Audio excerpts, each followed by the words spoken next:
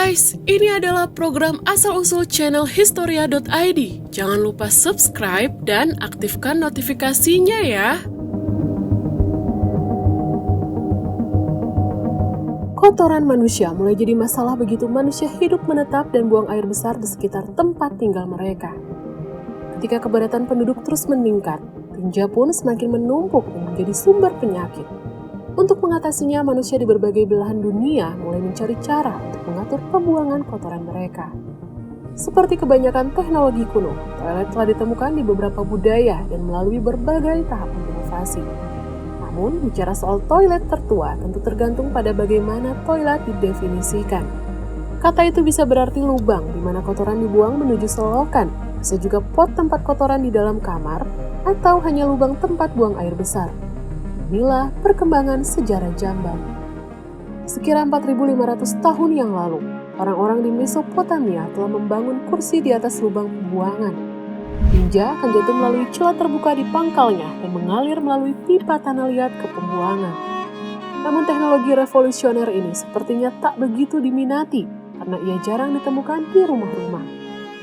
Orang-orang pada saat itu mungkin lebih memilih memakai pispot atau hanya berjongkok di ladang. Sekitar 1000 tahun kemudian, orang Minoa di Pulau Kreta menambahkan fasilitas penyiraman di kamar kecil.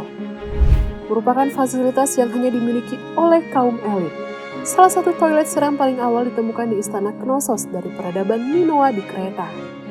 Ia terdiri dari kursi kayu yang bertengger di atas saluran penyiram yang akan mengalirkan air. Pada milenium pertama sebelum Masehi, orang Yunani kuno telah mengembangkan jamban umum berskala besar. Berupa ruangan besar dengan bangku yang terhubung ke sistem drainase.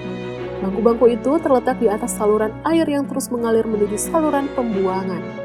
Karena jaraknya yang berdekatan, jamban umum ini kerap jadi tempat untuk bersosialisasi. Jamban pribadi juga bisa ditemukan di beberapa rumah kelas menengah biasa. Namun, karena saat itu lubang jamban di rumah juga dijadikan lubang sampah dapur, ia jadi tidak higienis karena letaknya jadi harus berada di dalam atau berdekatan dengan dapur. Jamban siram modern pertama kali dikembangkan pada 1596 oleh Sir John Harington. Jamban Harington ini cukup boros air karena ia butuh 7,5 galon air untuk sekali menyiram. Kendati Harington telah memasang model jamban bagi Ratu Elizabeth di Istana Richmond, masih butuh beberapa abad kemudian untuk bisa memperbaiki manufaktur dan sistem pembuangan kotoran. Barulah pada 1775, penemu Inggris Alexander Cumming mendapat paten atas inovasi jamban siram miliknya. Inovasi terbesar Cumming adalah pipa berbentuk S di bawah jamban. Pipa itu berfungsi mencegah gas dari selokan naik melalui lubang jamban. Pada 1859, pendeta Henry Moore dari Fordington menemukan toilet kompos pertama. Sebagai seorang yang religius, Moore tidak menyetujui sistem jamban yang ada sebelumnya. Menurutnya, jamban semacam itu telah mencemari laut milik Tuhan dan menyia-nyiakan nutrisi yang terkandung dalam kotoran. Berpendapat nutrisi dalam kotoran harus kembali ke tanah, maupun menciptakan jamban yang dapat menyimpan kotoran dengan tanah dan nanti dikembalikan ke kebun. Pada akhir abad ke-19, Thomas Crapper membuat salah satu saluran toilet siram pertama yang sangat sukses.